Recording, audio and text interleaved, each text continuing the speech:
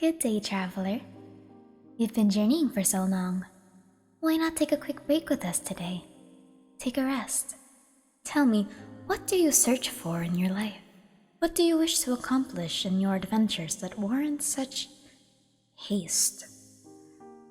Relax, and let the present moment be kept forever in your memory. If you do that, you'd never have to lose anything ever again. Would that not be for the better? No. Huh. Perhaps it'll take a bit of convincing for you to understand. After all, you are only mortal. So, sit tight, traveler, and allow me to tell you the tale of a god who wished only to preserve the moment, even if it meant for the stagnancy of her people. A god who longed for an everlasting peace, yet created anything but. This is the ballad of the gods of eternity and transience, a story of loss and acceptance. 2,000 years ago, the final dusts of the Archon Wars settled, and the lands are encased in the carcasses and remnants of fierce battle. The seven have emerged victorious, and among the rulers of the land was the new Electro-Archon.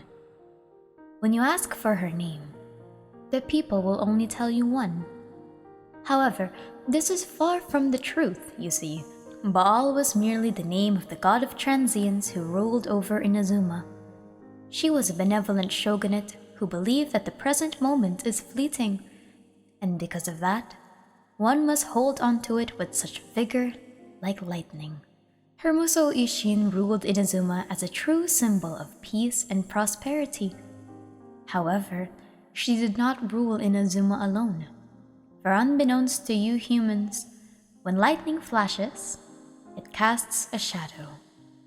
Beelzebul was the name of this shadow, the god of eternity and a Kagemusha of the shogunate. Together, they established Inazuma's land and brought divine grace to their people.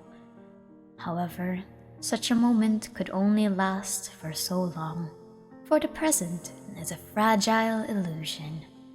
3 close confidants of the god have fallen to the tides of time. Sasayuri was a notable and earnest Tengu general, who served the Raiden Shogun during the battle against the Orobashi no Mikoto and its people, after a civil war broke through Inazuma's land. Whether he was there to witness the splitting of the Musojin Gorge is unknown. Mikoshi Chiyo, or Tarachiyo, was a close ally who fought alongside the Raiden Shogun against the monstrosities of the corruption, until she herself was lost to it. She was a true warrior of the Oni tribe, but was swallowed whole by a beast from beyond this world that had a tiger's body and a serpent's tail. She would eventually draw her sword upon the almighty Narukami Okosho herself, until silenced and slayed by who she once called a comrade. Do not be blinded, do not waver, keep walking in the path you believe in. Those were the final words of the Kitsune Saigu to the Raiden Shogun before their final parting, before she disappeared into the darkness of the disaster 500 years ago, never to be seen again. Loss was not unknown to a being whose life spans eternal, and the gods would soon understand that. The godless nation fell to the graces of the heavenly principles. The eclipse is swallowed by the crimson moon. An island in the sky set the earth to burn.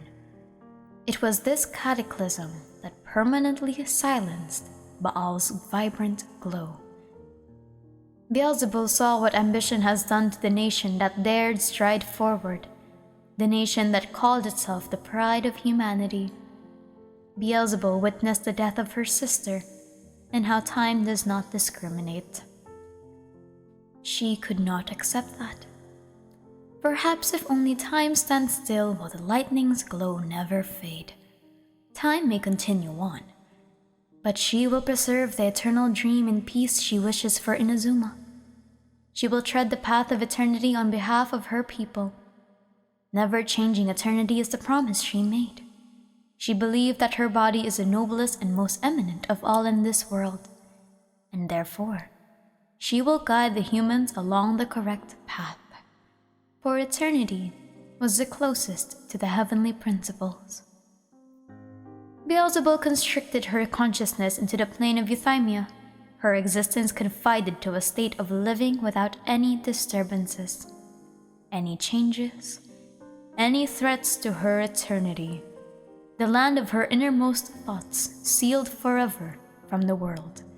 It was here she meditated for years unknown, and the creation of the puppet ruler of Inazuma had begun. She had created a prototype vessel as a test, a proof of concept that the ancient arts lost to time could birth a being that was capable of both combat prowess and interpreting her orders. Similar to artificial intelligence, the original prototype was not forged in her likeness or her intelligence, but rather a transcendent being destined to live a long life and a hollow will. This being was known as the Country Destroyer, or the Kunikuzushi. The original thought was for the god to discard it. However, perhaps it was a fate too cruel for the puppet, but with this newfound success, the Shogun puppet was birthed. However, because of its linear thought and lack of critical consideration, the puppet is limited to only answering to Beelzebul's directives, specifically being the preservation of Inazuma's eternity, even at the cost of their people's well-being. For you see, God believed that the aspirations of the many were only a hindrance to her eternity. She had seen what happened when humanity strays too far from the heavenly principles, when they there fall out of line in pursuing their dreams. After all, those who have lost their lives are the ones who insisted on pursuing their own aspirations. Are they not? The Vision Hunt Decree was a movement spearheaded by the Fatui Harbingers to create an artificial demand for the usage of delusions. The decree aimed to confiscate the majority of all visions in Inazuma, and those who disobey and withhold their visions will be punished severely. Such a movement was established a year before you came to this world, traveler, and by your arrival in Inazuma, at least 99 visions have been taken and inlaid upon the statue of a 1,000-armed, 100-eyed god. Oh? You wonder why a god would even consider accepting such terms with a Fatui? Well, it's simple. For the Raiden Shogun, the Vision Hunt Decree was simply a means to an end, an opportunity she had sought to preserve Inazuma's peace. You mustn't misunderstand, traveler. She had Inazuma's best interest in mind. Human lives are so short. How could they possibly comprehend the amount of loss she knew change could bring? Because as you know, not even the gods are safe from time. Upon hearing the death of Liyue's god Morax, the upkeep of the Vision Hunt Decree only furthered. A resistance soon began in the land, spearheaded by Sangonomiya Kokomi and her loyal general Goru. The people of Inazuma soon had a voice and a will to fight against the unjust jurisdiction of a god who only wishes to keep her people safe. Quite ironic, isn't it? However, the resistance played a large role in the Fatui's plans. It was in the best interest of the Harbingers that the resistance and the Shogun's forces are at war with each other, in order to preserve a constant state of unrest amongst both parties, a constant tug and pull where neither side wins. The Balladeer assists the resistance, and the Fair Lady reports to the Shogun and the Tri-Commission directly to maintain the Vision Hunt Decree. But that is where you came in, traveler. You and the will of the people of Inazuma rallied together against the Archon. You did the impossible and defeated the ideals of a god. You played no small part in freeing the people of Inazuma. You should be proud of yourself. How did you do it? To shake the will of the god. How unheard of. But perhaps you and the Fox Envoy's influence will bring a better tomorrow for Inazuma. After all, The fact that you showed the god that eternity doesn't mean stagnancy is most interesting. I am sure she will see the truth of what it means to preserve Inazuma's legacy, and that she doesn't need to do it alone. The people of Inazuma are thriving, and perhaps have taken a page out of Liyue's nation. Change is inevitable, and so is loss and grief. But as long as the will of the people are alive, and as long as there is a will that exists to continue progress, then Inazuma will stay as Inazuma. So, what do you think about A, Traveler? If you were in her position, would you agree that stopping progress is worth it if you can prevent loss? Huh. What an interesting answer. But that's all my tales for today.